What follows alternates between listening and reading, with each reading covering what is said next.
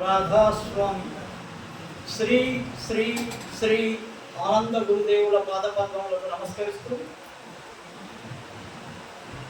నన్ను అనుక్షణం చైతన్య శిఖరాల్లోకి తీసుకెళ్లే గురుదేవులు ముకుంద పాదపద్మములకు నమస్కరిస్తూ తపోధనులు ఈ ఆశ్రమ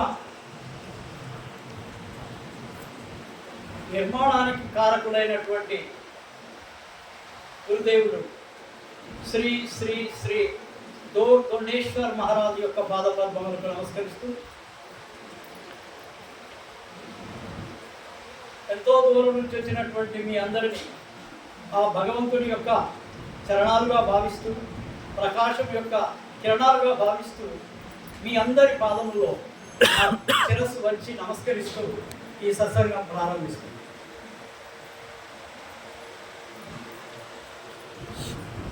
पारस और संत में बड़े अंतर जान वह लोग कांचन करे वह कर ले आप समा. ఇది ఈరోజు మనం అడ్వర్టైజ్ చేసినటువంటి దోహా. పారస్ और संत में अंतर जान. పారస్ అంటే హర్షవేది అని అంటుంది. హర్షవేది అని అంటే అది లోహాన్ని ముట్టిస్తే దాంతో కనుక టచ్ చేస్తే అది బంగారం అయిపోతుంది. అది ఏమైపోతుంది? బంగారం అయిపోతుంది. కాంచన్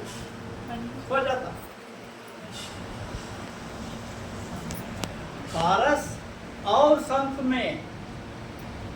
సంత్ యొక్క ప్రత్యేకత ఏంటి అని అంటే సంత్ అని ఆయన తన శిష్యులను కూడా ఆ స్థాయికి తీసుకొని వెళ్తాడు.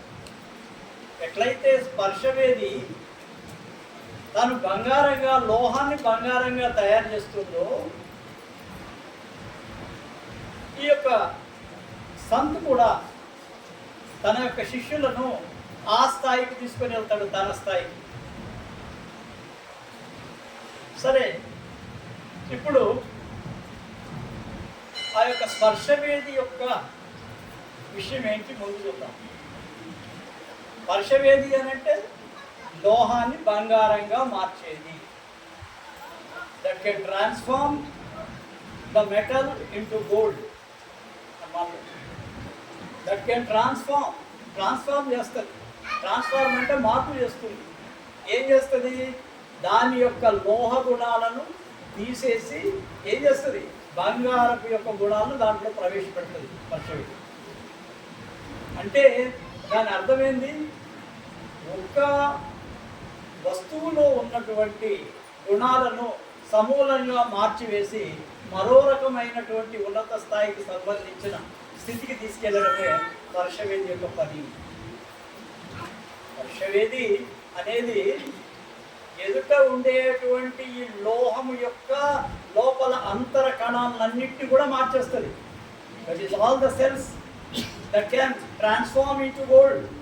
ఏమవుతుంది? లోపల ఉండే చిన్న చిన్న కణాలతోటి ఏర్పడినటువంటి పదార్థం ఏదైతే ఉందో, లోహం ఏదైతే ఉందో, that completely changes into gold.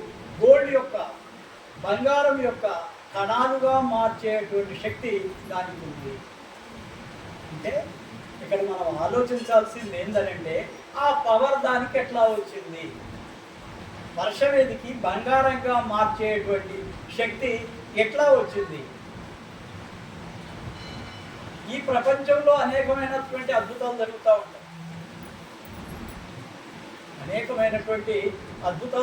ఉంటాయి. ఉత్తర ఆంధ్రాలో, ఉత్తరాంధ్ర అంటారు, విశాఖపట్నం, విజయనగరం, తర్వాత అటు వచ్చే అనకాపల్లి, అటు కొండ ప్రాంతాలంతా కూడా ఒక ప్రత్యేకత ఉంది. ఆ ఏరియాలో వాళ్ళు మేకలకి ఏం చేస్తారంటే గిట్టలకి లోహాన్ని కట్టేస్తారు. లోహము దానికి పెట్టేసి దాన్ని అడవిలో అవి మేయడానికి పంపిస్తారు. ఇట్లా పోయినటువంటి కొన్ని మేకల యొక్క గిట్టలు కొన్ని ఎక్కడో కొన్ని అవి బంగారంగా మారుతాయి. ఇది సహజంగా ఉండే పరిస్థితి. అక్కడ ఏదో మ్యాజిక్ మిరాకిల్ ఏమీ లేదు. ఎక్కడో ఆ యొక్క లోహానికి సంబంధించిన దాన్ని బంగారంగా మార్చేటువంటి శక్తి కలిగినటువంటి పదార్థం ఎక్కడో ఉండి ఆ గిట్టలంతా బంగారం అయిపోతుంది. ఇక్కడ గమనించాల్సింది ఏంటంటే ప్రకృతి సిద్ధంగా ఉండేటువంటి ఏవైతే ఉన్నాయో ఇవి చాలా అద్భుతాలు కలిగి ఉన్నాయి ప్రపంచంలో. ఈ యూనివర్స్లో, ఈ విశ్వంలో అనేకమైనటువంటి అద్భుతాలు ఉన్నాయి. మన కంటికి కనిపించేవి కొన్ని అయితే, కంటికి కనిపించినవి అనేకం ఉన్నాయి.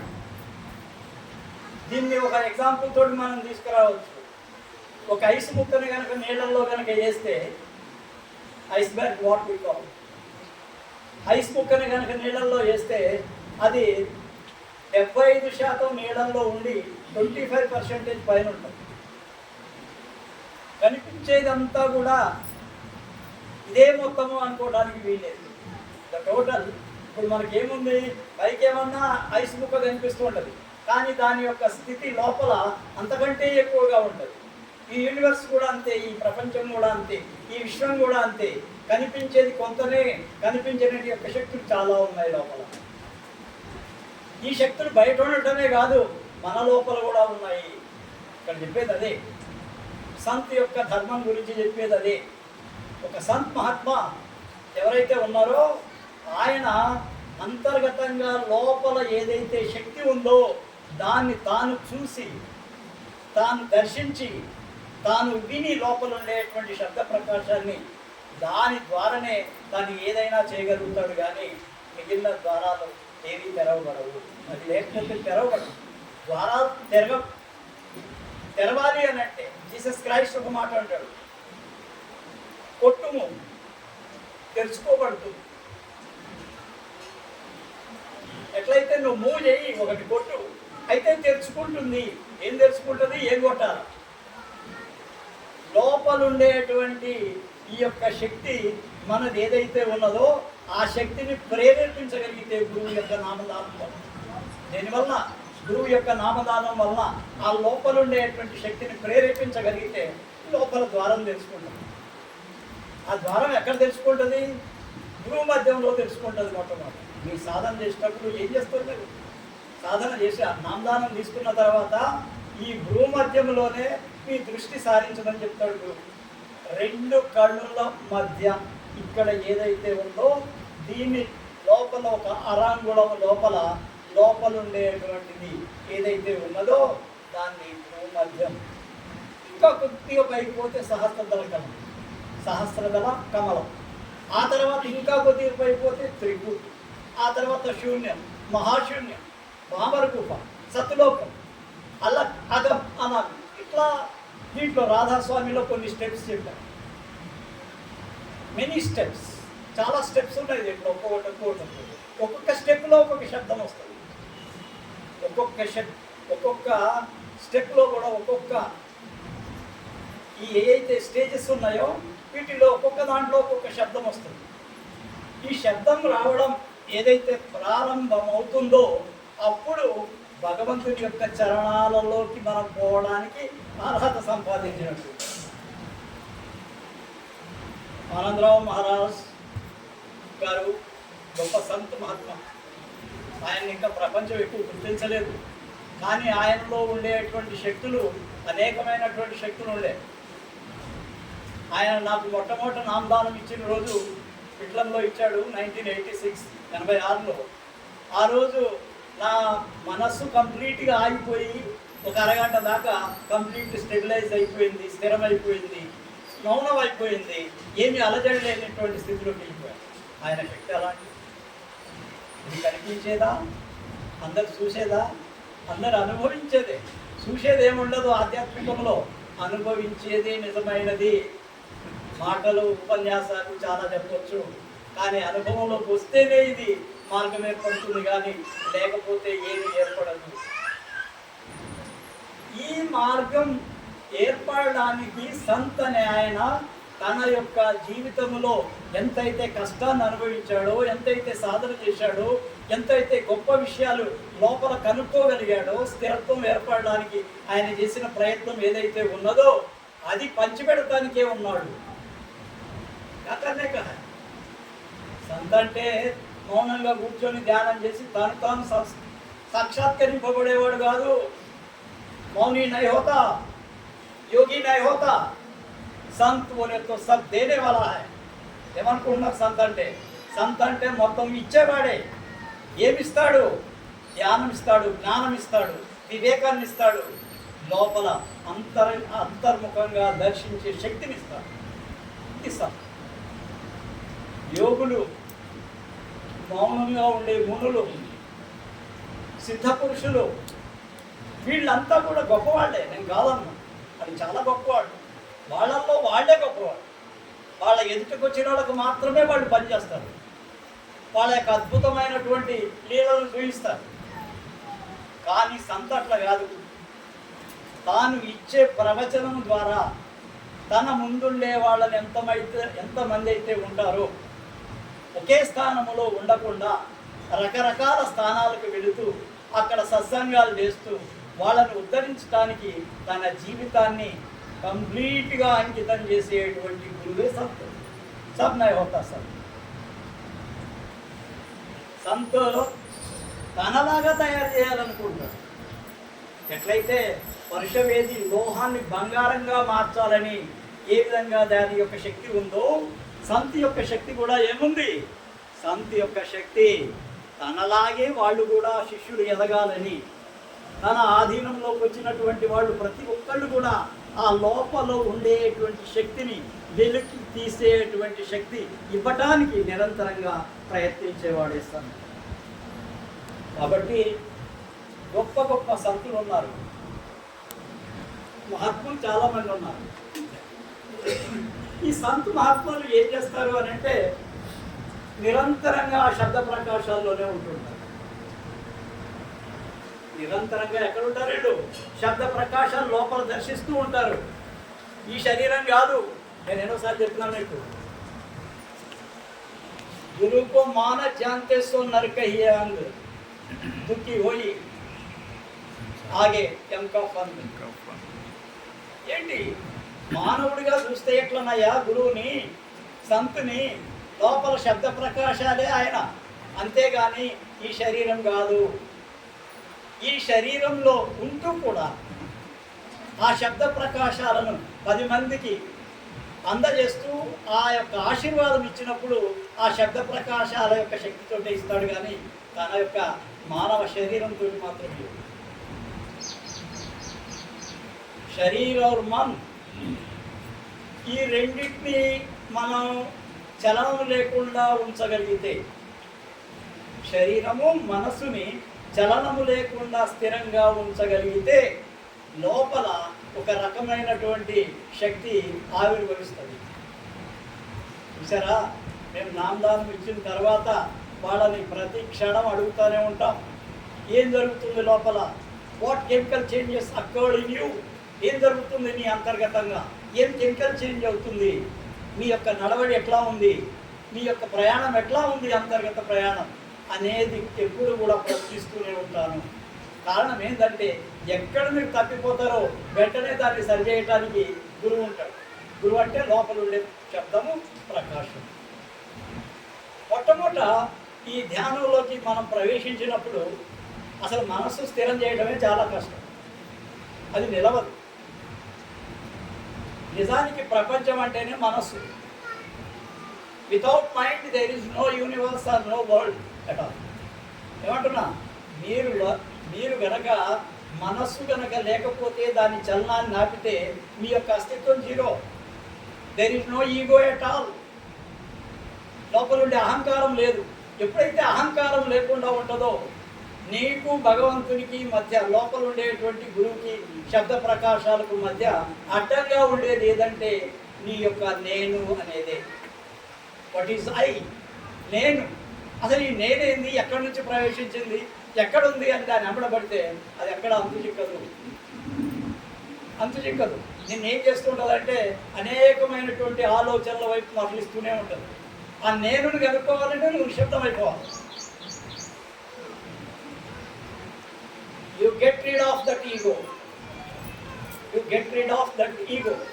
ఆ ఈగో లోపల ఏదైతే మనకు తెలవకుండానే మనలో అహంకారం ఉంటుంది. ప్రతి ఒక్కరు నేను అంటేనే అహంకారం, నేను అంటేనే అహంకారం. ప్రతిదానికి నేను చేసిన, నాది ఇది, ఇది ఉంది, అది ఉంది అని చెప్పి నాది అనేది పదం వాడతాం మనం.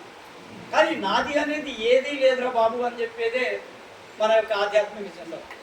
ఎప్పుడైతే నేను అనే పదాన్ని నువ్వు తొలగించుకోగలుగుతావో, అంతర్గతంగా నువ్వు జీరో అయిపోతావో, నీ అస్తిత్వాన్ని కోల్పోతావో, నీవు లేనటువంటి స్థితి ఏదైతే అవుతుందో, అప్పుడు కృష్ణుని యొక్క మురళి ఏదైతే ఉన్నదో దాంట్లో ఖాళీలాగా నువ్వు కూడా అయిపోతావు. Then the sound will stop.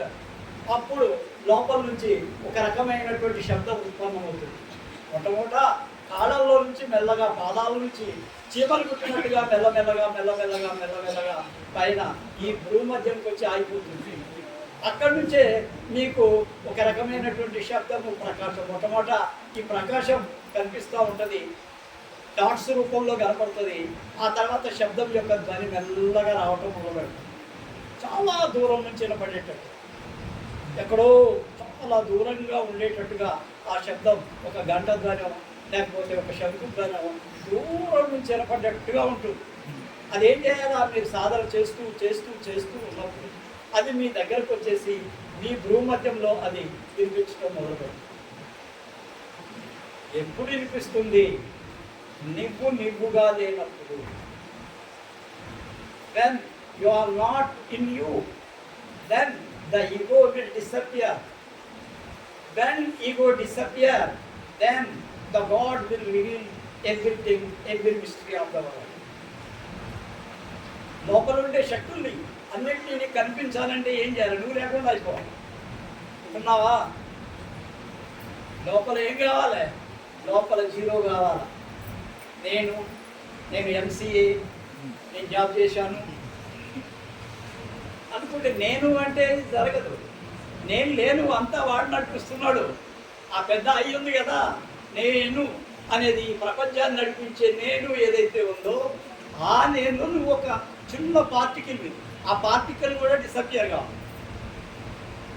Then the God will reveal his sound and light. అప్పుడే ఏమవుతుంది? లోపల ప్రకాశము, శబ్దము రివీల్ అవుతుంది. అంటే బయటకు రావటం మొదలుపెట్టాలి. లోపల నుంచి ఆ శబ్దాలు, ప్రకాశం మనకి కనిపిస్తాయి, వినిపిస్తాయి. సురత్ ఔర్ నిరత్, గురుముఖి ఔర్ మన్ముఖి. చూడండి, మన్ముఖి అంటే కేవలం తన మనసు చెప్పి నాటకాలు ఆడేవాడే మన్ముఖి. గురుముఖి అంటే ఎవరు? గురువు చెప్పినట్టు నడిచేవాడే గురుముఖి. అది ఏం లేదయా, నా గురువు చెప్పినట్టు నేను నడుస్తాను, నా అహంకారం మొత్తం నా గురువు దగ్గర పెట్టేసాను. మా ఆయన చెప్తుంటాడు, మహారాజ్ నేను సరెండర్ అయిపోయినా. ఏమంటున్నా అంజనా? నేను సరెండర్ అయిపోయినా అంటావు. సరెండర్ అయిపోయినా అంటే నీ అస్తిత్వం లేదన్నట్టు. There is no anjana, only guru is there. అంతే. అక్కడ అంజనా లేడు. ఎవరున్నారు? గురువు ఉన్నాడు, ప్రకాశం ఉంది, శబ్దం ఉంది. దానికి సరెండర్ కావాలా? నా శరీరానికి కాదు, నా మనసుకు కాదు అయ్యే సరెండర్. లోపల దానికి సరెండర్ అవ్వదు. అయితే ఇక్కడ వర్షవేది చేసే పనిని సంత్ మహాత్మా చేస్తున్నాడు. ఏం చేస్తున్నాడు? సంత్ మహాత్మా ఏం చేస్తాడు? తన యొక్క శిష్యులను తనలాగా తీర్చిదిద్దటానికి నిరంతరంగా ఆయన ప్రయత్నం చేస్తూనే ఉంటాడు. చెప్తాను కదా, ధ్యానం ఎక్కువ చేయండి. నామదానం తీసుకున్న వాళ్ళకి నేను ఎక్కువ అదే చెప్తుంటాను. నామదానం తీసుకున్న వాళ్ళు కనీసం పొద్దున్నే 1 గంట, సాయంత్రం 1 గంట లోపల ధ్యానంలో ఉండాలి. ముందు స్మరణ చేయండి, ఆ తర్వాత మనసులో ధ్యానం చేయండి గురునామం. ఆ తర్వాత భజన అంటే లోపల ఉండే శబ్దాలు వినండి. ఈ భజన అంటే బయట భజన కాదు, తాళా మేళ నయోత అంతర్గత ధ్వని అలగ్ హై. ఓ కహతే భజన, దాన్ని ఏమంటారు? భజన అంటారు. లోపల వినిపించే భజన. ఈ భజన ఇదంతా కూడా సాధించడం కోసం ఈ జన్మ మనకి ఎందుకు ఇచ్చాడు భగవంతుడు అంటే, అరే నీకు ప్రపంచంలో పంపించాను, అనేకమైనటువంటి జన్మలు ఎత్తి ఎత్తి ఎత్తి ఆఖరికి నా దగ్గరికి రావాలి అంటే, నాలో కలిసిపోవాలి అని అంటే, ఈ ప్రపంచంలో లేశ మాత్రం కూడా నువ్వు సంబంధం లేకుండా అంతా నాకు అర్పిస్తే నా దగ్గరికి వస్తావా? సాక్షాత్కారం అంటే ఏంది? లోపల నువ్వు లేవు, కృష్ణుడు ఒక సింబాలిక్. ఏం చేస్తాడు? ఆయన మురళీనాదం వినిపిస్తూ ఉంటాడు. ఇది చాలా చాలా గొప్ప విషయం. ఇక్కడ మనం ఏంటంటే కృష్ణుడు మురళి ఇదే అనుకుంటాం, కానీ దీని యొక్క అంతర్ముఖంగా చాలా గొప్ప విశేషం ఉంది. ఎప్పుడంటే ఇప్పుడు ఆ మురళి ఉన్నది ఏదైతే ఉందో అదంతా లోపల ఖాళీ. ఏముంటుంది? అది ఖాళీనే ఉంటుంది లోపల, మురళి లోపల. That is a carp, that is a wood. దాన్ని ఏమంటాం మనం? దేంతో తయారు చేస్తారు? కలప, బెండు కలప, బ్యాంబు, బాంబు. దేవుడు ఏమంటారు? వెదురుతో తయారయ్యేది ఏదైతే ఉందో ఆ వెదురుతో తయారయ్యే దానికి అక్కడక్కడ రంధ్రాలు ఉంటాయి. ఈ సింబాలిక్ చూడండి. ఒక్కొక్క ఇట్లా ఉండి ఒక్కొక్క దాన్ని మూస్తూ ఒక్కొక్క దాన్ని తెరుస్తూ ఉంటే the different sounds will come out. ఏమవుతాయి? రకరకాలైనటువంటి సౌండ్స్ రావడం మొదలుపెడతాయి.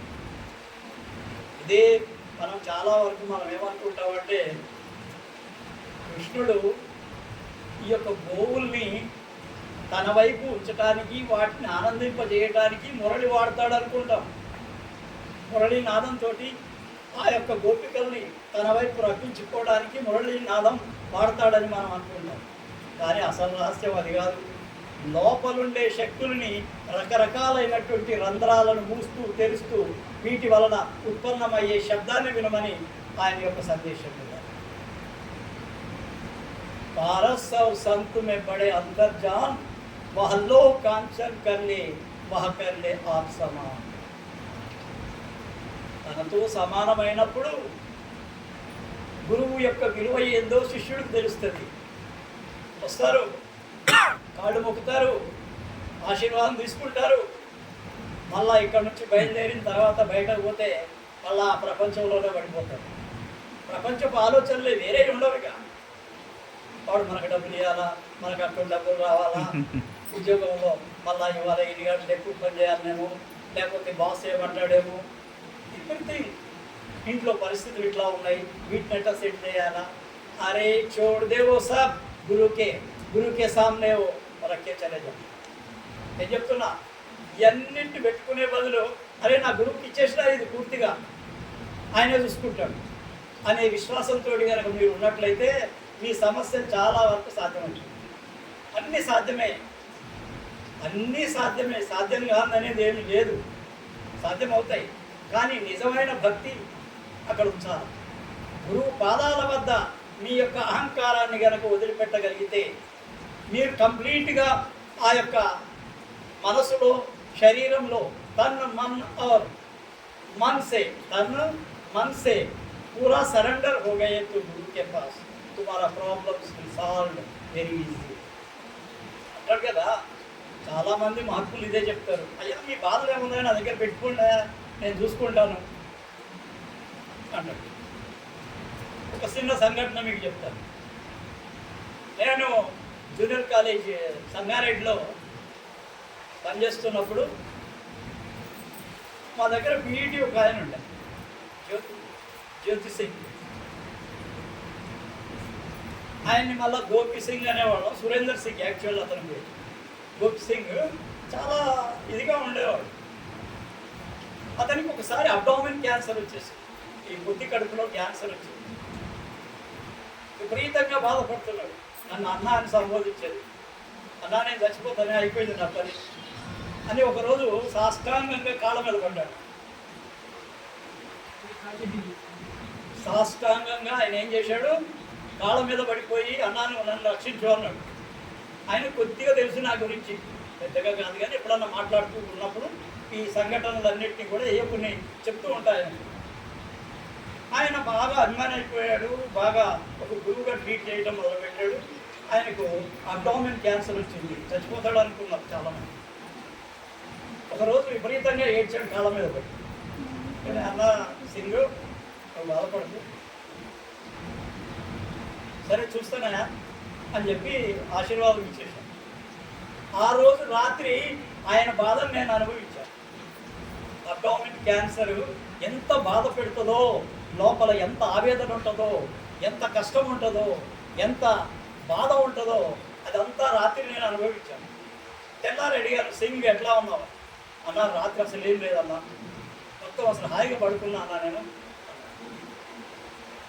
నేనేమైనా చేసినామా, నేను ఆశీర్వాదం ఇచ్చాను అంతే. సరేనయ్యా, అదంతా చేసింది నా గురువు, నేను కాదు. అక్కడ ఉండే శబ్ద ప్రకాశాలే చేసి నేనేం చేయలేదు. అంటే నా మీద అంత విశ్వాసం ఉంది కాబట్టి ఆయనకు ఆ సంఘటన జరిగింది. ఆయన ఎప్పుడు కూడా నన్ను మర్చిపోడు. జీవితంలో మళ్ళా మర్చిపోయే ప్రసక్తి లేదు.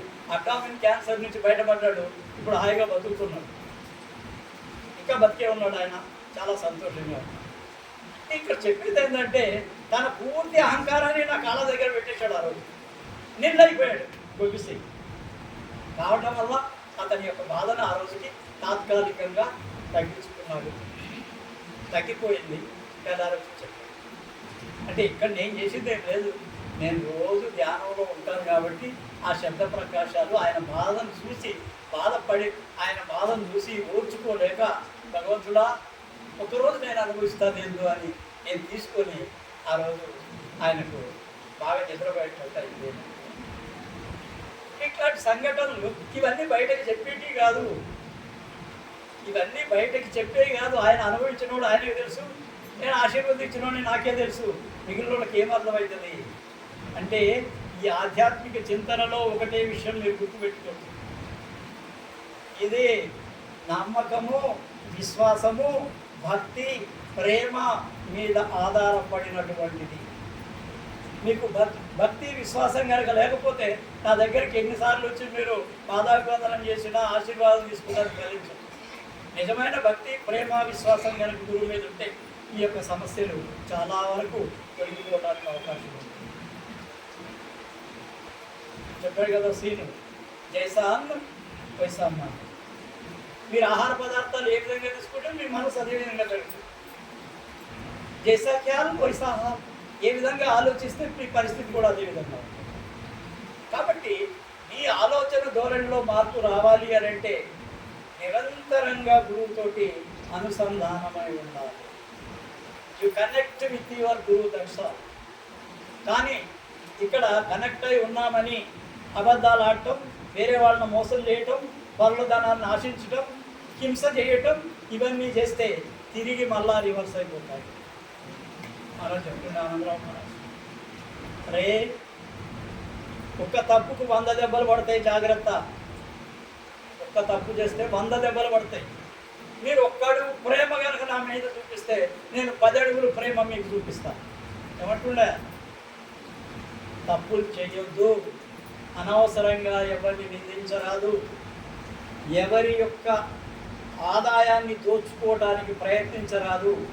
నిజాయితీ కమాయితోటే జీవితాలు బాగుంటాయి, ప్రశాంతంగా ఉంటాయి, ఇంట్లో ఆనందంగా ఉండగలుగుతారు. ఇంట్లోకి అన్యాయమైనటువంటి సొమ్ము వచ్చింది ఇంట్లోకి అని అంటే మిమ్మల్ని నాశనం చేయడానికే వచ్చింది, మీలో అశాంతి రావడానికే వచ్చింది, మీ కుటుంబం విచ్ఛిన్నం కావడానికే వచ్చింది, మీ యొక్క ఆలోచన ధోరణి చెడువైపోవడానికే వచ్చింది. కాబట్టి మీరు మీ యొక్క జీవితాలను సవరించుకోవాలని మీరందరూ కూడా ఆ యొక్క మంచి స్థితిలోకి, ఆ భగవంతుని యొక్క చరణాలలోకి, ఆ యొక్క శబ్దం యొక్క వినికిడిలోకి వెళ్ళాలని నేను నిరంతరంగా మీకోసం ప్రార్థన చేస్తున్నా. మీ అందరికీ కూడా ఆ యొక్క అనుభవం కలగాలి. మీరు ఆ భగవంతుని యొక్క చరణాలలో ప్రతి ఒక్క కిరణంగా మిమ్మల్ని భావిస్తున్న ప్రతిసారి కూడా మీరు ఆ కిరణాలలో కలిసిపోయి మీ అస్తిత్వాన్ని జీరో చేసుకోవడం, ఇట్లా కావాలని ఆశిస్తూ మీ అందరికీ కూడా ఆశీర్వదిస్తున్నా. మీ జీవితాలు చాలా సంతోషంగా, సుఖంగా, ఆనందంగా ఎప్పుడు కూడా గురు ధ్యానంలో ఉండాలని మీ అందరికీ ఆశీర్వదిస్తూ మీ అందరికీ రాధా.